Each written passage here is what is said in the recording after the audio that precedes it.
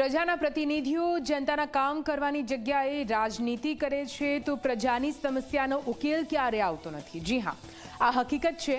મોરબી વિધાનસભા ક્ષેત્રમાં અનેક સમસ્યાઓ છે। તે સમસ્યાનો ઉકેલ લાવવાની જગ્યાએ મોરબીના ધારાસભ્ય કાંતિ અમૃતિયાએ આમ આદમી પાર્ટીના ધારાસભ્ય ગોપાલ ઇટાલિયાને રાજીનામું આપવાની ચેલેન્જ આપી।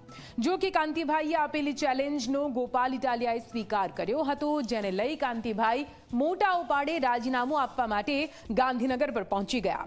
પરંતુ ગાંધીનગરમાં ગોપાલ ઇટાલિયા ન દેખાતા કાંતિભાઈ અમૃતિયાના રાજકીય ડ્રામાનું સુરસુર્યું થઈ ગયું હતું।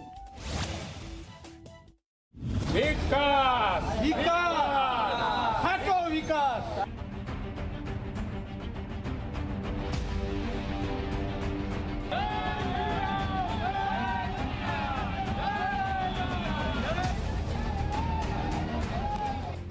સોમવારે તમે આવો શંકરભાઈની આપણે બને રાજીનામું દઈ અને રાજીનામા દઈએ પછી ચૂંટણી આવે એટલે આપણે બેને લડવાનું અને હું હારું તો તમને 2 કરોડ દેવાના।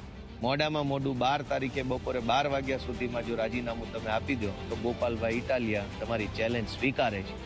ગોપાલ ઇટાલિયાએ સ્વીકારેલી ચેલેન્જને કાંતિ અમૃતિયાએ એટલું બધું મહત્વ આપી દીધું કે હવે તો જે થવું હોય તે થાય।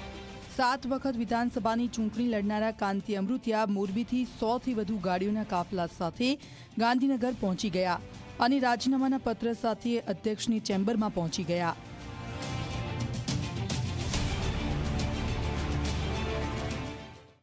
આ મારું રાજીનામું લઈને આવ્યો હું। ગોપાલભાઈને પહેલા શપથ લેવાના છે એટલે હજી જો ગોપાલભાઈ મેસેજ કરે શપથ લેવા હોય તો હું 2 કલાક બેસીશ, અધ્યક્ષશ્રી યારે શપથ લઈ લઈએ અને પછી રાજીનામું દેશી। અહીંયા ગોપાલભાઈ એક ખોટું રાજકારણ કરે। ગુજરાત વિધાનસભા પરિસરમાં 200થી વધુ કાર્યકરોની સાથે કાંતિભાઈ અમૃતિયા રાજીનામું આપવા માટે પહોંચી ગયા હતા, જેના કારણે વિધાનસભા પરિસરમાં રાજકીય ડ્રામા સર્જાયો હતો। કાર્યકર્તાઓ પણ ગોપાલ ઇટાલિયાની રાહ જોઈ રહ્યા હતા, પરંતુ ગોપાલ ઇટાલિયા વિધાનસભામાં આવ્યા ન હતા, જેના કારણે કાંતિ અમૃતિયા રાજીનામું આપ્યા વિના પરત ફર્યા હતા। જો કે કાંતિ અમૃતિયાએ ગોપાલ ઇટાલિયાને ફરી ચેલેન્જ આપી છે કે તેઓના શપથ બાકી છે, જેથી તે શપથ લે અને ત્યારબાદ મારી ચેલેન્જને સ્વીકારે તો હું પણ તેમને પડકાર આપવા તૈયાર છું। રાજીનામું આપવાની ચેલેન્જ ગોપાલ ઇટાલિયા અને કાંતિભાઈ અમૃતિયાએ સામસામે બંનેને આપી હતી। આખરે આ રાજકીય ડ્રામા હાલના તબક્કે પૂર્ણ થયો છે તેવું કહી શકાય, કારણ કે કાંતિભાઈ અમૃતિયા તો તેમને આપેલી ચેલેન્જ અંતર્ગત વિધાનસભા તેમના રાજીનામા પત્ર સાથે પહોંચ્યા હતા, પરંતુ કેટલાય સમય સુધી રાહ જોવા છતાં પણ ગોપાલ ઇટાલિયા નથી આવ્યા। આખરે કાંતિભાઈ અહીંયા ગાંધીનગર સર્કિટ હાઉસ ખાતે પહોંચ્યા છે। આપણે તેમની સાથે વાત કરવાનો પ્રયત્ન કરીશું કે હવે આખરે આગળનો શું નિર્ણય છે। કાંતિભાઈ, જે બંને તરફે ચેલેન્જ ચાલી, આપ સમયસર પહોંચ્યા પણ ખરા, ગોપાલભાઈ નથી આવ્યા, હવે આગળ શું? ગોપાલભાઈ જ્યારે કહેશે ને ત્યારે હું આવીશ। હજી સુધી તો તેમને ધારાસભ્ય તરીકેના શપથ પણ નથી શપથ લીધા પછી આવીશ હું। આજે મેં બોલ્યો ને કે અહીંયા હું 2 કલાક બેસીશ, પહેલાં શપથ લઈએ પછી રાજીનામું દેવાનું। હજી શપથ લઈએ પછી હું આવીશ। આપને હજી વિશ્વાસ છે કે આવશે? આવે તો હું આવીશ। આપની જે ચેલેન્જ છે, આપનો પડકાર છે, એના પર અડગ છો? એમાં કાંઈ ફેરફાર નહીં। ટૂંકમાં તેઓ આપશે પછી આપ આપશો? હારે જોડે જ બેયના કાગળ હારે શપથ લીધા પછી પણ હું આવીશ। તો એમને ચેલેન્જ કરી સોશિયલ મીડિયામાં બધી રીતે, પણ આખરે નથી આવે, શું કારણ લાગે છે? એનો વિષય છે અને આ વિષય મારો વ્યક્તિગત છે। વ્યક્તિગત તેમાં છે કે દેશના વડાપ્રધાનને બદનામ કરે, અમિતભાઈને બદનામ કરે, હીરામાને બદનામ કરે, અમારા પાટીલ સાહેબને બદનામ કરે, મુખ્યમંત્રીને, ગૃહમંત્રી ચોપડી ભણેલો બદનામ કરે, આખા ગુજરાતનું વાતાવરણ દોરવાની વાત કરે। જ્યાં મેં ઇન્ટરવ્યૂ ત્યાં પ્રદીપસિંહને એને જોડું માર્યું હતું, દેખાવ કરવા જોડું મારીને મોટું ન થવાય। મોટું થવું હોય તો સેવા કરવી પડે। અને ગુજરાતમાં અત્યારે વાતાવરણ જે દોરવાનું વાત છે આમ આદમીના પાર્ટીના કાર્યકર્તાને, એ મને ખ્યાલ આવ્યો એટલે એને મેં ચેલેન્જ મારી।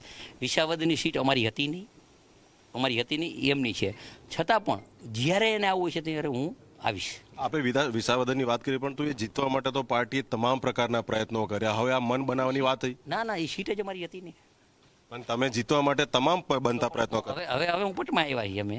હવે મોરો કીધું ને રાજીનામું દઈ દઈએ, હું અહીં રાજીનામું દઈ દઉં, પછી ભલે ને અહીંયાથી લડે, હું અહીંથી લડું। અને એમાંય તમને કહું, મારી પાર્ટી મને એમ કહે છે કે ગોપાલ ઇટાલિયા અહીંયા આવે તો હું મારા ભારતીય જનતા પાર્ટીના કાર્યકર્તા લડાઈને જીતાડી દઈશ। નાગરિકો તરફથી એક આરોપ એ પણ લાગી રહ્યો છે કે હાલમાં વરસાદના કારણે રાજ્યમાં જે સ્થિતિ થઈ છે તેનાથી ધ્યાન ભટકાવવા માટેનો આખા રાજકીય ડ્રામા છે. કોઈ બધું કામ ચાલુ થઈ ગયું છે, કોઈ વિષય નથી. આખું આમ આદમી પાર્ટીને ગુજરાતને અધિકારીને બાનમાં અને ગુજરાતને બાનમાં લેવાનું આ આયોજન હતું. એ આયોજન એનું ખોટું પડ્યું. ગુજરાતની જનતાએ આ બંને ધારાસભ્યોને જનતાના કામ કરવા અને પ્રજાના પ્રશ્નો સરકાર સુધી પહોંચે તે માટે ગાંધીનગર મોકલ્યા છે, પરંતુ બંને ધારાસભ્યો કામ ઓછા અને વિવાદ વધુ કરી રહ્યા છે. ભાજપની લાખ મહેનત છતાં વિસાવદર વિધાનસભાની પેટા ચૂંટણીમાં ગોપાલ ઇટાલિયાને ચૂંટ્યા છે, જેથી હવે ગોપાલ ઇટાલિયા રાજીનામું આપી દે તો ગુજરાતમાં આમ આદમી પાર્ટી પરથી લોકોને ભરોસો ઉઠી જાય અને આ જ ડરના કારણે ગોપાલ ઇટાલિયા વિધાનસભામાં ન પહોંચ્યા અને કાંતિભાઈની ચેલેન્જની સામે રાજીનામું ન આપ્યું.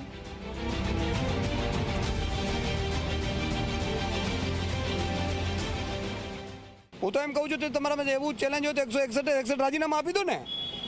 161 વિધાનસભામાં બધા એમ કહે છે કે વિસાવદરવાળી કરવાની જરૂર છે. હવે લોકો અહંકારી થઈ ગઈ છે, ભાજપ ભ્રષ્ટાચારી થઈ ગઈ છે. પેલા ધારાસભ્યશ્રીએ હજી શપથ નથી કર્યા, રાજીનામાની ક્યાં વાત આવી? અચ્છા, એમનું એવું બી કેવું છે કે એવો શપથ લઈ લે પછી કોઈ તારીખ નક્કી કરીએ પછી રાજીનામું આપી દે. ગોપાલ ઇટાલિયા રાજીનામું આપશે? નહીં, હું એ જ કહું છું કે રાજીનામું ચૂંટણી મોરબીની હતી. વાત મોરબીની જનતાએ કીધું કે મારે વિસાવદરવાળી કરવી છે. મોરબીના ધારાસભ્યશ્રીએ મોરબીની જનતાને કીધું કે હાલો તો જોઈ લઈએ, હાલો હું રાજીનામું આપું. તો વિસાવદરની ચૂંટણીની વાત નથી, એમણે તો ચૂંટાવડાવ્યા અને ગોપાલભાઈ અત્યારે મજબૂતાઈથી કામ કરે છે. વિસાવદરના ધારાસભ્ય ગુજરાતની જનતાના માટે અમે આવ્યા છે. અમારે તો અત્યારે અમે ચૂંટણી નથી ઈચ્છતા, પણ માની લો કે ભાજપના 161ને હૃદય પરિવર્તન થાય કે નાના ભલે વિસાવદરવાળી થઈ જાય તો અમે તૈયાર છીએ, જેથી કરીને 6 મહિના અત્યારે ભાજપ પાસે એક દિવસ છે ને ગુજરાત પાછળ વયું જાય છે. 1 વર્ષ, એક દિવસ ભાજપના શાસનમાં ગુજરાત 1 વર્ષ પાછળ જાય છે. ગરીબો, મજૂરો, શ્રમિકો, માલધારીઓ હેરાન થઈ ગયા છે. રાજ્યમાં વરસાદ બાદ ઠેર ઠેર તૂટેલા રસ્તા અને ગંભીરા બ્રિજ દુર્ઘટના બાદ લોકોમાં રાજકીય નેતાઓ સામે ભારે રોષ છે. ત્યારે ગુજરાતની પ્રજાના પ્રશ્નોનું નિરાકરણ લાવવાની જગ્યાએ રાજકીય નેતાઓ આવા ડ્રામા કરીને ચર્ચામાં રહેવા માંગે છે, પરંતુ જો આવા રાજકીય ડ્રામા કરવાની જગ્યાએ નેતાએ પ્રજાના કામ કરે તો પણ પ્રજાના દિલમાં રહી શકાય છે.